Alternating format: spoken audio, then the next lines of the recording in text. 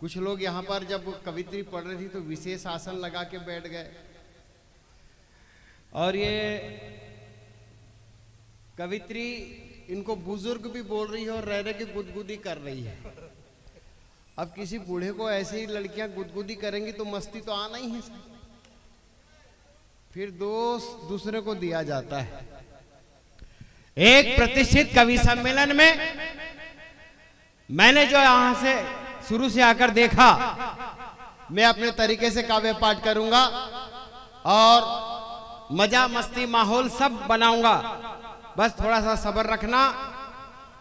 मैं कुछ पंक्तियां यहां की कहना चाहता हूं, और अगर वो पंक्ति लगे कि खपरीडी का परिचय है, लगे कि आपके दिल की बात है, तो एक एक हाथ उठा हुआ दिखना चाहिए। कि सहज सामान्य को छोड़ देते, बात कुछ खास लिखेंगे। कि सहज सामान्य को छोड़ दो तो बात कुछ खास लिखा जाता है। ये छत्तीसगढ़ है, यहां संस्कृति, संस्कार और विश्वास लिखा जाता है। तालियां बजाओ तो ढंग की बजाओ, लगे कि यहां पर मैं आपकी बात कर रहा हूं। कि सहज सामान्य लोगों के बीच में कुछ खास लिखा जाता है। ये छत्तीसगढ़ है, यहां संस्कार, संस्कृति और विश्वास लिखा जाता है। और खपरीडी के माटी को माथे पर लगाकर जिसने चंदन बना दिया, हीरामणि जैसे लोगों का यहाँ इतिहास लिखा जाता है। हीरामणि जैसे लोगों का यहाँ इतिहास लिखा जाता है। बहुत सारी महिलाएं यहां से घर गईं, उन लोगों को घर ही जाना था। जिन लोगों को बात समझ में आ रही है वो बैठी हुई हैं। आपको प्रणाम करता हूं। ये जिसके लिए आवाज मार रहा है वो आई नहीं है, उसको कहीं और ढूंढ ले। अभी ये ऑफर दे रही थी, इधर बोल रही थी सर, और ऑफर दे रही थी। इधर कहा लड़कों के, यहाँ के लड़के बहुत बदमाश है, और ऑफर दे रही थी। मैंने कहा ऑफर ही देना है तो फिर यहीं रुको, यहीं तुम्हारे लिए प्रधानमंत्री आवास बनवा देते हैं। और कई लोग तैयार है, प्रकाश जी ने तो ताली बजा दी। और एक बात कहता हूं, ये इनको, इनकी उम्र देखो साहब, और इनको देखो हिसाब से तो ये अंकल होते हैं। और मैं जो पंक्तियां कहता हूं इनको देखना, और बात अच्छी लगे तो मजे लेना, मस्ती में सुनना, कोई संस्कार की बात नहीं है। के बड़े मजे हैं उनके, बड़े मजे हैं उनके, जिन्हें अंकल कहा जाता है। अरे कोई शक भी नहीं करता और उनका काम निकल जाता है। अच्छा, इधर से तालियां नहीं बजी। मैं आपके संस्कार को प्रणाम करता हूं। ऐसे ही लोग चाहिए जो अच्छी बातों पर हस्ताक्षर करें और बेकार बातों पर समर्थन ना करें। लेकिन मैं एक बात और कहना चाहता हूं, जिस तरह से मुझे बताया गया कि खपरीडी के लोग कैसे हैं, मैं 1000 कवि सम्मेलन पढ़ने के बाद आपके तालियां बजाने के अंदाज से बता सकता हूं साहब आपकी हालत कैसी है। जब आदरणीय पहले लोगों की तबीयतें खराब हुआ करती थी तो नाड़ी वैद्य हुआ करते थे आदरणीय अग्रवाल जी, उनके पास लोग जाते थे तो वो नाड़ी पकड़ के बताते थे कि इसको हुआ क्या है। अच्छा, पट्टे वैद्य भी इतने बदमाश थे कि वो नाड़ी देख देख के पकड़ते थे कि किस नाड़ी को कितनी देर पकड़ना है। उसके बाद बताते थे कि नीम के पत्ते लेना, आधी धूप आधी छांव में सुखाना, 1 घंटे तक उबालना और उसको नाक बंद करके पी लेना। लोग ऐसा ट्रीटमेंट नहीं करते थे। उसके बाद आए वैद्यराज, उनके पास जाओ कि आपकी तबीयत खराब हुई है तो बोले जीभ निकाल, आंखें दिखा। जिस आदमी की शादी हो गई हो वो आंखें दिखाने के लायक बचता है क्या? अब आजकल के लोग आए साहब, एमडी एमबीबीएस डॉक्टर, इनके पास जाओ तो आपकी तबीयत नहीं पूछते, इतना लंबा पर्चा थमा देते हैं, पैथोलॉजी टेस्ट करा के लाओ और उसके बाद बताएंगे कि आपको हुआ क्या है। लेकिन मैं दिनेश देहाती आया, यहाँ जितने भी लोग बैठे हुए हैं, आपके तालियां बजाने के अंदाज से बता सकता हूं कि आपके बॉडी में कितना % हीमोग्लोबिन है। यहां से अच्छी बात हो और मरियल सी ताली बजे तो समझ जाना आपकी बॉडी में 50 to 60% हीमोग्लोबिन है। और अगर आपकी बॉडी में 70 to 80% हीमोग्लोबिन होगा तो हो सकता है आपके हाथ ऐसे उठे और ताली थोड़ी जोर से बजे।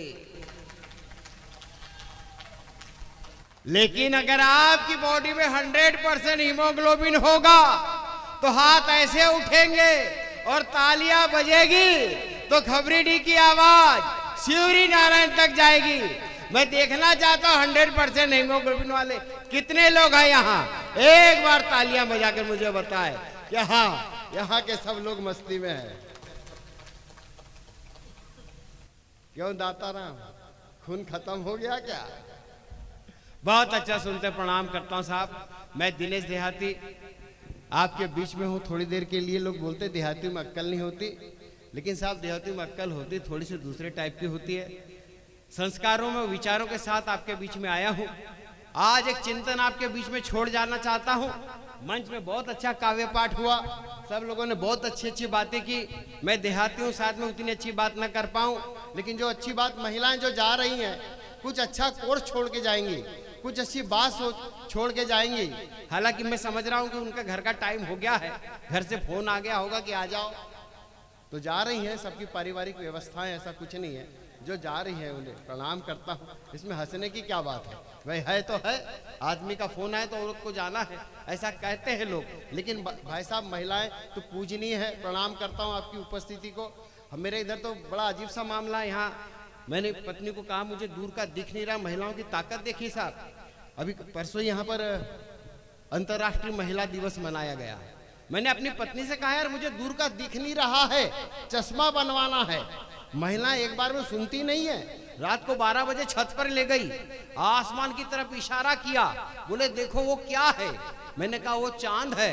बोले और कितने दूर का देखना है साहब? ये हालत में नीचे आ गया। कुछ नहीं, एक दिन ऐसी महफिल में बैठा हुआ था, पत्नी सामने बैठी थी, वहां से उंगली से इशारा किया। मुझे लगा कोई समस्या है, मैं दौड़ के गया। मैंने कहा क्या हुआ? बोले कुछ नहीं, मैं तो उंगली का पावर चेक कर रही थी। तो महिलाएं अपना अपना हुनर तो रखती है। महिलाओं को प्रणाम करता हूं। और महिलाओं की ताकत के बारे में कुछ नहीं कह सकते साहब, लेकिन महिलाओं को छेड़ो मत, समझ के काम करो। कभी कभी अजीब सा हो जाता है। मैं महिला से परेशान, पत्नी से परेशान, बाबा के पास चला गया। मैंने कहा बाबा परेशान हूँ। बोले क्या परेशान है? मैं घर में, मैंने कहा कोई भाव नहीं दिया जाता मुझे, मेरी बात नहीं सुनी जाती। तो बोले कभी पत्नी की प्रशंसा की? मैंने कहा नहीं की। बोले कृपा यहीं अटकी हुई है। तो मैंने कहा प्रशंसा करना चाहिए साहब। मैं घर गया, मुझे बाबा का वो प्रवचन याद आ गया कि महिलाओं की प्रशंसा करनी चाहिए। मैंने अपनी पत्नी से कहा कि सुनो, आज मुझे दही पराठे खाने का मन हो रहा है, खिलाओ।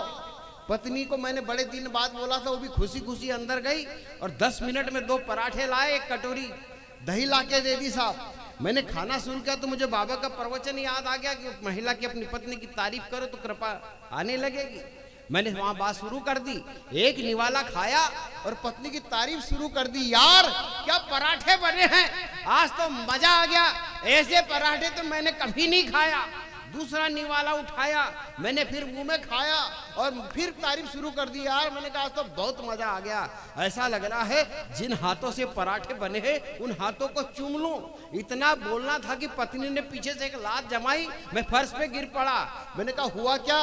बोले 15 साल से पराठे बना बना के खिला रही हूं तो मुझसे क्यों तक नहीं निकला।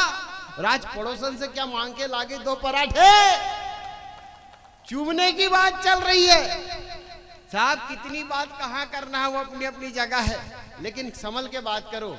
यहाँ जितनी भी महिलाएं सही में पूजनीय है। छत्तीसगढ़ की बात तो नहीं करता, लेकिन मेरे मध्य प्रदेश से, मेरे महाराष्ट्र में बड़ी अजीब सी बात है। सब सेवा करती है पत्नियां पतियों की, भरोसा नहीं करती साहब। एक दिन मेरे दोस्त की पत्नी की तबीयत खराब हो गई, उसने अपनी पत्नी को लेकर अस्पताल गया। अस्पताल में डॉक्टर को बताया कि मेरी पत्नी की तबीयत खराब है, इसके पेट में दर्द है। डॉक्टर ने नर्स को इशारा किया, नर्स ने उनको, मैडम को अंदर लेकर गई, टेबल पे लिटाया, नर्स बाहर आ गई, डॉक्टर अंदर गए, चेकअप करने लगे। तो मैडम बोले कि डॉक्टर साहब पहले उस नर्स को अंदर बुलाओ, उसके बाद मेरा चेकअप करना। डॉक्टर साहब बोले 1 मिनट का चेकअप है मैडम, मैं चेकअप करता हूँ, बाहर चलते, मैं आपको दवा लिख देता हूँ, आप घर चली जाना। बोले मैं सब समझ रही हूँ, लेकिन पहले उस नर्स को अंदर बुलाओ, उसके बाद चेकअप करना। तो डॉक्टर बोले सुनो मैडम, डॉक्टर भगवान का रूप होता है, मैं 2 मिनट में, मुझ पर भरोसा रखो, मैं चेकअप करता हूँ, बाहर जाएंगे। वो बोली डॉक्टर साहब मुझे मालूम है डॉक्टर भगवान का रूप होता है और मुझे आप पर पूरा भरोसा भी है, लेकिन बाहर नर्स के साथ जो मेरा आदमी बैठा है उस पर भरोसा नहीं है, पहले उसको अंदर बुलाओ, उसके बाद चेकअप करना। सोच सोच की बातें हैं, सब अपना अपना रंग है, लेकिन हम फिर भी शायद जितनी समस्याएं सबको देखते हैं, गाते हैं, लेकिन ये जिंदगी साहब परिवार के साथ ही मुस्कुराते हैं, परिवार के साथ ही मुस्कुराते हैं, परिवार के साथ ही मुस्कुराते हैं। एक कविता पढ़ना चाहता हूँ, एक दृश्य रखना चाहता हूँ। अभी यहाँ पर संदेश खाली की बात हुई, संदेश खाली का जो दृश्य हुआ सब लोग तक वो जानकारी शायद नहीं हो। जिन लोगों ने समाचार पत्र की सुर्खियों को पढ़ा है, जिन्होंने टीवी न्यूज देखा है, उनके पास ये समाचार है। उस समाचार ने जब मुझे विद्वेलित किया तो मेरी कुछ वर्ष लिखी हुई पंक्तियां शिवरी नारायण के इस पवित्र स्थली के पास आकर उन पंक्तियों का स्मरण होता है, तो मैं पढ़ना चाहता हूं। संदेश खाली में जो हुआ वो उचित नहीं है, न्यायोचित नहीं है। उन परिकल्पनाओं को आगे रखकर आपके सामने मैं आना चाहता हूं। जितने लोग काव्य प्रेमी, साहित्य प्रेमी, विचारिक लोग हैं, वो इन पंक्तियों को सुनना, आपका समर्थन, आपका साथ मैं लेकर जाना चाहता हूं। बात करता हूं, एक बार तालियां बजाकर मुझे जोरदार ताली। आदमी की मानसिकता कितनी विद्रुप्त है, जब वो घर में बहन बेटियों के साथ होता है तो उसके विचार अलग होते हैं, और जब घर से बाहर जाता है तो उसकी मानसिकता बदल जाती है। साहब मैं ये आपके सामने रखना चाहता हूँ, मंच का भी साथ चाहता हूँ, सुनिएगा। कि सामने चौक पर जा रहा था एक युवक युवती का जोड़ा, मन चले दर्शकों को शक हुआ थोड़ा। कि सामने चौक पर जा रहा था एक युवक युवती का जोड़ा, मन चले दर्शकों को शक हुआ थोड़ा।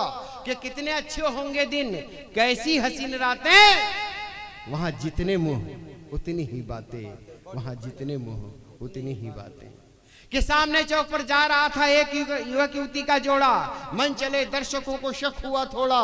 कि कितने अच्छे होंगे दिन, कैसी हसीन रातें, वहां जितने मुंह उतनी ही बातें। उफ उफ ये ख्यालात, अरे जुबानें कितनी गंदी थी। युवक पथ प्रदर्शक था और युवती अंधी थी, युवक पथ प्रदर्शक था और युवती अंधी थी, युवक पथ प्रदर्शक था और युवती अंधी थी। विचारों में गोते लगाते हम लोग संस्कारों को भूल जाते हैं, कई बार समाचार जैसे भी आते हैं उन्हीं में झूल जाते हैं। एक दृश्य फिर दिखाना चाहता हूँ, बड़ी छोटी सी पंक्ति है, लेकिन जितने लोग बैठे हैं प्रबुद्ध है, एक शब्द को पकड़ लेंगे, मेरी कविता सार्थक हो जाएगी साहब।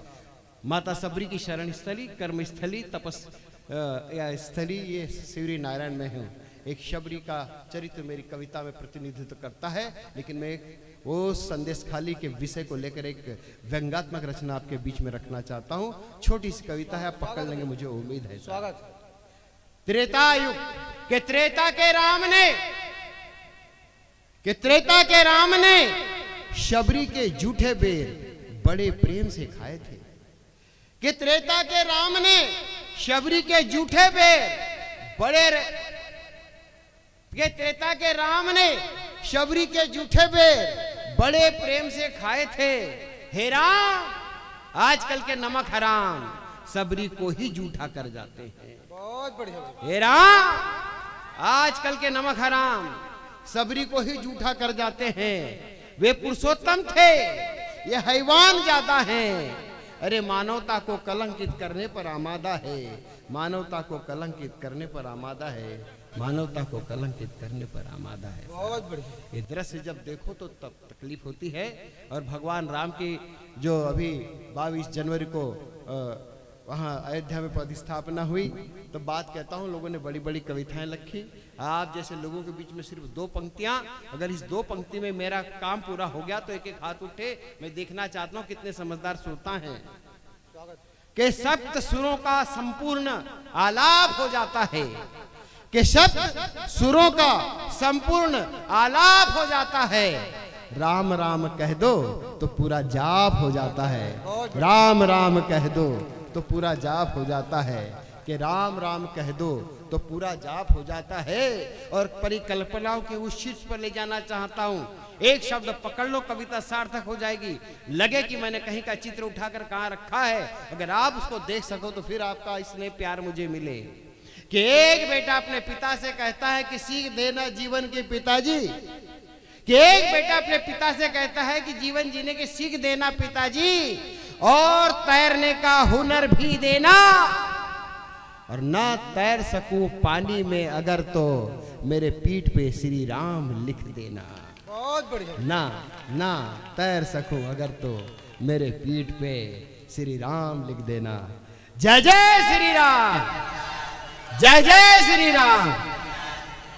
आप जैसे प्रबुद्ध और सुबुद्ध श्रोताओं के बीच में एक चिंतन विषय, एक चिंता का विषय मैं आपके बीच में रखना चाहता हूं, और वो मंच का भी ध्यान चाहता हूं। स्वागत है। बहुत अच्छे लोग, संस्कृति संवाहक छत्तीसगढ़ को पूरा देश दुनिया जानती है कि अगर भारत में भारतीय संस्कृति को कहीं पर पालित पोषित किया जाता है तो वो छत्तीसगढ़ रहा। बहुत बढ़िया भाई, बहुत बड़ी बात। अभिनंदन करता हूं आप सभी का। लेकिन पिछले दिनों मुझे उड़ीसा जाने मिला, हीराकुंड बांध के पास संबलपुर में MCL है, महानदी कोलफील्ड का हेड ऑफिस, वहाँ पर कवि सम्मेलन था। कवि सम्मेलन के लिए जब हम गए तो लोगों ने वहाँ पर, कवि सम्मेलन रात में था, हमें सुबह घुमाने के लिए ले गए साहब। तो उधर गांव देहात में गए तो वहाँ पर एक गांव में स्कूल था, स्कूल गांव का था, वहाँ बच्चे खेल कूद रहे थे। मेरे व्यंग्यात्मक दृष्टि पे जुड़िएगा, मैं क्या दृश्य दिखाना चाहता हूँ। मैं वहाँ पर देखा तो बच्चे खेल रहे थे, मुझे आश्चर्य हुआ, ये पढ़ाई का समय है, बच्चे खेल कूद रहे हैं। मैं स्कूल प्रांगण में गया, मैंने कहा बच्चों खेल कूद रहे हो, कैसा क्या है, तुम्हारे यहाँ पढ़ाई नहीं होती क्या? तो भीड़ में से एक बच्चा शरारती अंदाजे में बोला, सर होती है ना। मैंने कहा होती तो फिर कब होती है? बोले सर छुट्टी के दिन होती है। अरे मैंने कहा छुट्टी के दिन कैसे होती है? बोले सर शुरू के 3 दिन तो गुरुजी नहीं आते। मैंने कहा बाद के 3 दिन तो बोले हम ही नहीं जाते। अरे तो मैंने कहा फिर छुट्टी के दिन कैसे होती है? बोले अपनी बुलेट मोटरसाइकिल से गुरुजी हमारे पीपल चौक में आ जाते हैं और बताते हैं बेटा इस हफ्ते हिंदी का पढ़ लेना, अंग्रेजी की बात अब अपन अगले हफ्ते करेंगे। मेरे व्यंग्यों से जुड़ना, तालियां बजाए एक बार। ऊर्जावान विषय एक चिंतन आपके बीच में रख रहा हूं। मुझे मालूम है जितने लोग बैठे हैं, कविता के प्यारे चाहने वाले लोग बैठे हैं, जो सिर्फ देखने आए थे वो चले गए। अपने आप को यहाँ पर समर्पित करना, मैं भी अपने आप को समर्पित करता हूँ। भाई हीरामणि वैष्णव ने जो परिश्रम किया है वो छोटा मोटा परिश्रम नहीं साहब। एक आदमी को मान मर्यादा करके उसका सम्मान करना आसान नहीं है। अगर किसी का सम्मान करना हो तो पहले दिल से समर्पित होना पड़ता है। बहुत बढ़िया। विरोध तो आप कहीं भी कर सकते हैं, क्योंकि आपको साबित नहीं करना पड़ता। समर्थन और सम्मान करने के लिए आपको साबित करना पड़ता है कि आप उसके हैं। ये काम बड़ा किया। एक बार हीरामणि वैष्णव के लिए तालियां बजा दी। बहुत बढ़िया। मैंने कहा बच्चों तुम्हारे यहाँ अगर छुट्टी के दिन पढ़ाई होती तो फिर तुम्हारा सामान्य ज्ञान ठीक है। मैं कुछ पूछना चाहता हूँ।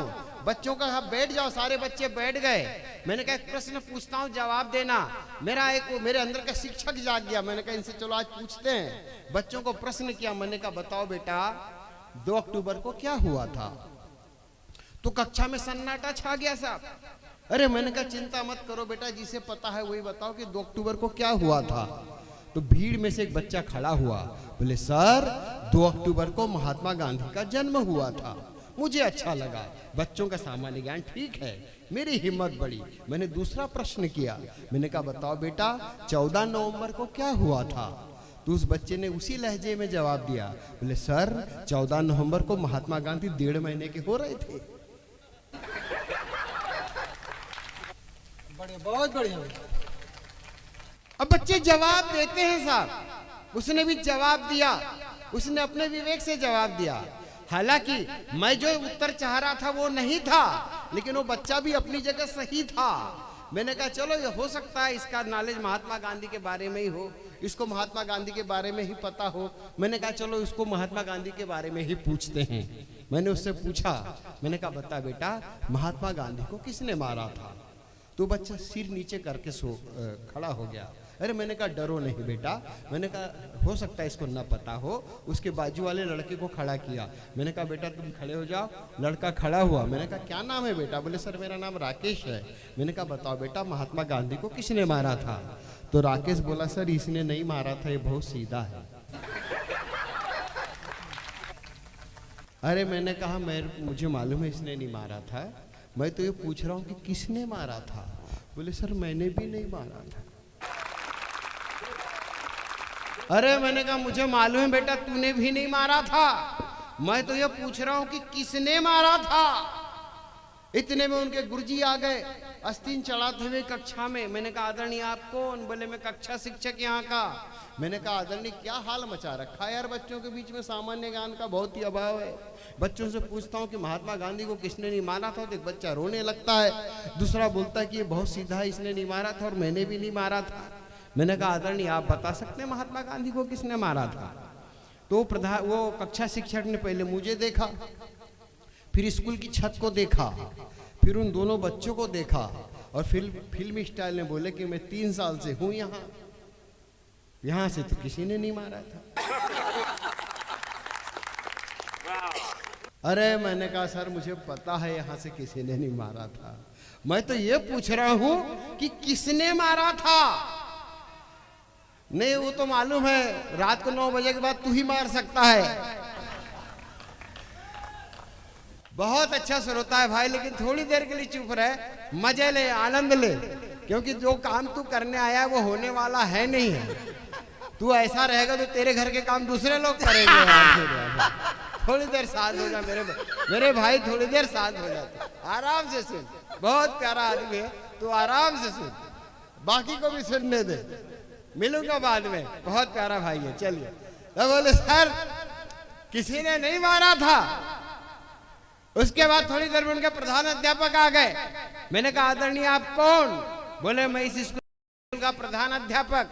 मैंने कहा सर क्या शिक्षा का हाल मचा के रखा है, मैं पूछ रहा हूँ यहाँ बच्चों से कि किसने महात्मा गांधी को मारा था, तो लोग बराबर जवाब नहीं दे रहे हैं। मैंने कहा आदरणीय आप बता सकते हैं कि महात्मा गांधी को किसने मारा था? तो साहब प्रधान अध्यापक वो शिक्षक के अंदाज में ही पहले छत को देखते हैं, फिर बच्चे को देखते हैं, फिर अपने कक्षा शिक्षक को देखते हैं, फिर मुझे देखते हैं और बड़ी सहजता से कोमल स्वर में बोलते हैं कि श्रीमान पिछले 10 वर्षों से इस शाला और क्षेत्र में सेवा दे रहा हूँ। ये शाला ही नहीं आसपास का पूरा क्षेत्र शांति प्रिय है, इधर से किसी ने महात्मा गांधी को नहीं मारा था। मैंने कहा क्या क्या क्या हाल मचा रखा है यार, क्या हाल मचा रखा है। मेरे व्यंग्यात्मक दृष्टिकोण पे जाइए साहब, कहीं कहीं बात क्या होती है। तब एक प्रश्न मेरे मन में उठता है और मैं अपनी जिम्मेदारी का वहन करते हुए पूछना चाहता हूँ, कहना चाहता हूँ कि हम अपनी शिक्षा में, कि हम अपने शिक्षा क्षेत्र में इतिहास की कौन सी तस्वीर उतार रहे हैं। ये सच है कि महात्मा गांधी को नाथूराम गोडसे ने मारा था, लेकिन आज हम सब के सब मिलके महात्मा गांधी को बहुत बड़ी बात है कि हम आज सब के सब मिलके महात्मा गांधी को मार रहे हैं। क्या फर्क पड़ता है, सिलेबस में नहीं होता तो हम स्कूल जाते या कॉलेज जाते। क्या फर्क पड़ता है, सिलेबस में नहीं होता तो हम कॉलेज जाते या स्कूल जाते। अरे नोटों में नहीं छपे होते तो सब के सब महात्मा गांधी को भूल जाते, नोटों पे नहीं छपे होते तो सब के सब महात्मा गांधी को भूल जाते। चलिए हाँ चलो, इनको देख के कविता आ रही साहब याद, और इन्होंने फरमाइश किया है। अब मेरी एक गन्ना रस कविता है, कुछ लोगों ने सुना होगा, न बाकी लोगों ने नहीं सुना होगा, तो इन दोनों को सुनना बहुत जरूरी है साहब।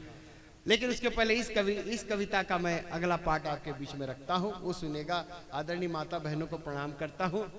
ये सरकारी स्कूल का दृश्य था, मैं एक प्राइवेट स्कूल पब्लिक स्कूल का दृश्य दिखा रहा हूँ। हम लोग अपने बच्चे को वहां पर भेजते हैं।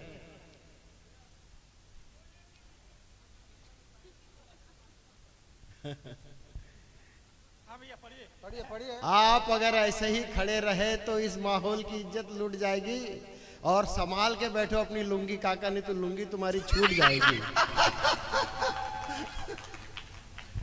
बहुत बढ़िया सुनते, बहुत जिंदा दिल, एक बार अपने लिए तालियां बजा दी साहब, बहुत प्यारा सुनते, कसम से। अग्रवाल जी प्रणाम करता हूं आपको, इतनी व्यस्तताओं के बीच में भी आप यहाँ आकर बैठे हुए हैं और ये कविता का प्रेम है। छत्तीसगढ़ के बारे में जो बताया गया निसंदेह मुझे कम बताया गया। यहाँ के देख रहा हूँ कि वाकई जिंदा दिल लोगों का क्षेत्र है साहब। एक बार सही में तालियां हाथ उठा के ही बजाओ यहाँ पर। वाह, प्रणाम करता हूँ, प्रणाम करता हूँ। अच्छा, इधर के लोग नहीं छत्तीसगढ़ के, नहीं नहीं, जहाँ के भी होंगे मुझे खुश हो नहीं, तालियां नहीं बजी करके बोल दिया। मैं तो देहाती आदमी हूँ और कहता भी हूँ कि ताड़ने वाले कयामत की नजर रखते हैं, जमी पे रहते हैं मगर आसमां की खबर रखते हैं। बढ़िया कि ताड़ने वाले कयामत की नजर रखते हैं, जमी पे रहते हैं मगर आसमां की खबर रखते हैं। और जो छुप छुप के औरों पे नजर रखते हैं उनको क्या खबर कि हम उनकी भी खबर रखते हैं, बहुत बढ़िया। उनकी भी खबर रखते हैं। मस्ती में जियो साहब। किसी ने कहा है जिसकी मस्ती जिंदा है उसकी हस्ती जिंदा है, और जिसकी न मस्ती जिंदा है न हस्ती जिंदा है तो समझ जाओ कि जबरदस्ती जिंदा है। बहुत बढ़िया। बात करता हूं मैं एक आपको पब्लिक स्कूल के। वो बच्चे जो पब्लिक स्कूल में जाते हैं, एक पीढ़ी परिवर्तन ले रही है। हम उस स्कूल के आखिरी बच्चे जिनको गुरुजी बेशरम की लकड़ी से कूटते थे, आजकल वो दृश्य नहीं है साहब। बच्चे आजकल इंग्लिश स्कूल में जाते हैं, पब्लिक स्कूल में जाते हैं, और जब उस बच्चे को पता चलता है कि उसके पिताजी तो वो वाले सरकारी स्कूल के पढ़े हुए हैं, तो अपने पिताजी को भी शक की नजर से देखता है कि मुझे समझा पाएगा कि नहीं समझा पाएगा। कुछ बात तो हो, बच्चों में बुद्धिमत्ता ज्ञान ज्यादा हो सकता है, लेकिन संस्कारों के मामले में कहीं तो भी कमी आई है। वही दृश्य में दिखाना चाह रहा हूँ। सुनेगा, जुड़ेगा, एक बार ताली बजा कर ऊर्जा दीजिए। एक मेरे मोहल्ले में बच्चा रहता है, पब्लिक स्कूल में जाता है, वो बहुत ज्यादा बात करता है। उसके बात करने से ऐसा लगता है जिसे मुझे हीन समझता है, शिक्षा के मामले में दीन समझता है। मैंने कहा यार तुम बहुत सारी किताबें पढ़ते हो, तुम्हारा नॉलेज ठीक है, मैं तुमसे एक बात करना चाहता हूँ। बोले बोलो अंकल बोलो। मैंने कहा गाय हमारी माता है, उसके बारे में तुमको कुछ आता है? तो लड़का बोलो कि मुझे कुछ नहीं आता अंकल, लेकिन अगर आप बता दो तो 1 मिनट में याद करके यूं सुना दूंगा। उसको अपनी याददाश्त से बड़ा घमंड था, भरोसा था। मैंने कहा चलो ऐसे ही आजमाते। मैंने कहा सुन, गाय के 4 पैर होते हैं, गाय के 2 सींग होते हैं, गाय के 2 कान होते हैं, गाय का एक मुंह होता है, गाय की एक पूंछ होती है। मैंने कहा सुना? बोले हाँ सुन लिया। मैंने कहा अब तू मुझे सुना। लड़का मशीन की तरह शुरू हो गया कि गाय के 4 पैर होते हैं, गाय के 2 कान होते हैं, गाय के 2 सींग होते हैं, गाय की 2 आंखें होती है, गाय का एक मुंह होता है, गाय की पूंछ होती है। उसके बोलने का तरीका ऐसा था लगा वो मुझसे भी ज्यादा तेज है। मैंने कहा इसको आजमाना चाहिए। मैंने कहा बेटा चल कुत्ते के बारे में बता। तो लड़का फिर मशीन की तरह शुरू हो गया कि कुत्ते के 4 पैर होते हैं, कुत्ते के 2 कान होते हैं, कुत्ते की 2 आंखें होती है, कुत्ते का एक मुंह होता है, कुत्ते की एक दुम होती है। अरे मैंने कहा तो बहुत ज्यादा होशियार है। मैंने कहा इसको कहीं तो रोकना चाहिए। मैंने कहा चल बेटा आदमी के बारे में बता। तो लड़का मशीन की तरह फिर शुरू हो गया कि आदमी के 2 पैर होते हैं, आदमी के 2 हाथ होते हैं, आदमी के 2 कान होते हैं, आदमी का एक मुंह होता है और आदमी की एक दुम होती है। अरे मैंने कहा पगले आदमी की दुम कहाँ होती है? तो लड़का पूरे कॉन्फिडेंस के साथ बोला साहब कि आदमी की दुम होती है, हिलाता भी है, दिखती नहीं है। आदमी की दुम होती है, हिलाता भी है, दिखती नहीं है। मैंने कहा लड़का कहाँ कैसी बात करता है यार, बात आगे जाना चाहिए। मैंने कहा इसको कुछ तो परखना चाहिए। लड़का बहुत ज्यादा बात कर रहा है। मैंने कहा चलो एक प्रश्न फिर पूछता हूँ। मैंने कहा बता बेटा गाय क्या देती है? हम भारतीय संस्कृति को जीने वाले लोग, हम सनातन संस्कृति को जीने वाले लोग, गाय को अपनी माता मानने वाले लोग, जो उत्तर आपके दिमाग में होगा वो सहज उत्तर मेरे भी मस्तिष्क में था, लेकिन लड़के ने उल्टा उत्तर दे दिया साहब। मैंने कहा बता बेटा गाय क्या देती है? तो लड़का बोला कि अंकल गाय गोबर देती है। अरे मैंने कहा पागल लड़के, तेरे को गाय हमारी माता है इतना भी समझ नहीं आता है? गाय गोबर नहीं देती बेटा, दूध देती है। तो उस लड़के का प्रैक्टिकल जवाब देखना साहब, हमारे दिमाग का फ्यूज उड़ गया तो शायद आपके भी दिमाग का उड़ जाए। मैंने कहा बेटा गाय गोबर नहीं दूध देती है। तो लड़का पूरे कॉन्फिडेंस के साथ बोला कि नहीं अंकल, गाय तो गोबर ही देती है, दूध तो निकालना पड़ता है। बच्चे प्रैक्टिकल क्या जवाब देते हैं साहब। मुझे लगा ये तो बहुत ही ज्यादा आगे है, इसको रोकना चाहिए। कई सदियों से उछल रहा एक प्रश्न जिसका उत्तर अभी भी लोगों को भ्रम में रखा हुआ है। मैंने वो प्रश्न उसकी तरफ उछाल दिया। मुझे लगा अब ये हार मान जाएगा, लेकिन साहब उसने हमारे पसीने छुड़वा दिए। मैंने कहा बता बेटा पहले मुर्गी या अंडा? अब ये प्रश्न कई दिनों से उल्टी पुल्टी हरकतें कर रहा है, लेकिन इसका उत्तर नहीं आ रहा है। उस लड़के ने मुझे समझा दिया साहब। मैंने कहा बता बेटा, पहले मुर्गी या अंडा? लड़का पूरे कॉन्फिडेंस के साथ बोला अंकल पहले मुर्गी। मैंने कहा अंडा क्यों नहीं? अगर लड़के का जवाब प्रैक्टिकल परफेक्ट हो तो हाथ उठाना। मैंने कहा बेटा बता, पहले मुर्गी या अंडा? लड़का बोला अंकल पहले मुर्गी। मैंने कहा अंडा क्यों नहीं? तो लड़का पूरे कॉन्फिडेंस के साथ बोला कि अंकल अगर पहले अंडा आता और धोखे से उसमें से मुर्गा निकल जाता तो जनरेशन कैसे आगे बढ़ती। बच्चे बच्चे बच्चे जवाब देते साहब। हम संस्कारों के पीछे चलते हैं, वो प्रैक्टिकल जवाब देते हैं। आजकल के बच्चे बस ऐसे ही होते हैं। तब एक बात कहना चाहता हूँ, एक दिनेश देहाती जो चिंतन और चिंता भी करता है संस्कारों के विचारों की, वो बात का उत्तर आप तक देना कहना चाहता हूँ कि खरपतवार ज्यादा हो तो फसल खराब होने का डर है। कि खरपतवार ज्यादा हो तो फसल खराब होने का डर है। ब्याह से रहे लापरवाह तो असल खराब होने का डर है। और अपने माँ बाप को सम्मान के साथ घर में रखना दोस्तों, और बच्चों को नहीं दिए संस्कार तो नस्ल खराब होने का डर है। बच्चों को नहीं दिए संस्कार तो नस्ल खराब होने का डर है। लोग बोलते कि देहाती में अक्ल नहीं होती। अभी मैं इधर आना शुरू किया साहब एक यात्रा में, हम 2-3 लोग बैठे थे तो एक चाय की दुकान है, बोले चलो। साला मेरे को ये समझ में नहीं आ रहा आजकल आदरणीय कि हमारा शरीर बहुमूल्य है और जो सेहत को खराब करती है वो चाय आजकल अमृत तुल्य है। फिर भी हम चाय पीने बैठ गए। मैंने कहा भाई साहब चाय देना। 2-3 लोग बैठे तो उसने 3 कप चाय लाके दिया। सब राउंड टेबल पे तीनों ने चाय पी। मेरे साथ एक अंग्रेज टाइप का आदमी बैठा था, उसने चाय पी और कप उल्टा रख दिया। उसके बाजू में एक आदमी बैठा था, उसने चाय पी और सीधा रख दिया। अपन देहाती अपने को कुछ डिफरेंट करना था, मैंने चाय पी और कप आड़ा रख दिया। तो चाय वाला आया उधर से, बोले भाई साहब क्या है? 3 लोगों ने तीन तरीके से रखे हुए हैं, एक कप सीधा, एक कप उल्टा, एक कप आड़ा। मैंने कहा वो सीधे वाले से पूछ। उसने सीधे कप वाले से पूछा भाई साहब कप सीधा क्यों रखा? तो सीधा कप रखने वाला बोला कि मुझे चाय चाहिए। उल्टे वाले को पूछा भाई साहब आपने उल्टा कप क्यों रखा? तो बोले मुझे चाय नहीं चाहिए। अब अपनी बारी थी, आड़ा कप रखा, कुछ तो डिफरेंट करना था। मुझसे पूछा भाई साहब अपने आड़ा कप क्यों रखा? मैंने कहा तेरी मर्जी है तो दे, नहीं तो रहने दे। देहाती है।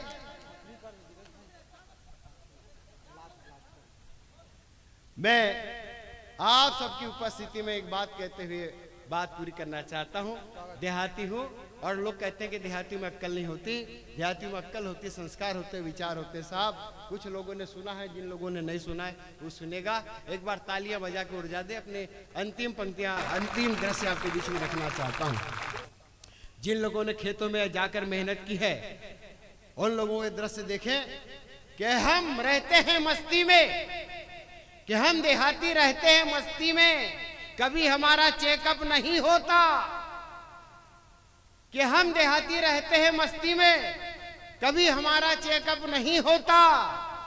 पसीने से लथपथ माथे पर बनावटी मेकअप नहीं होता।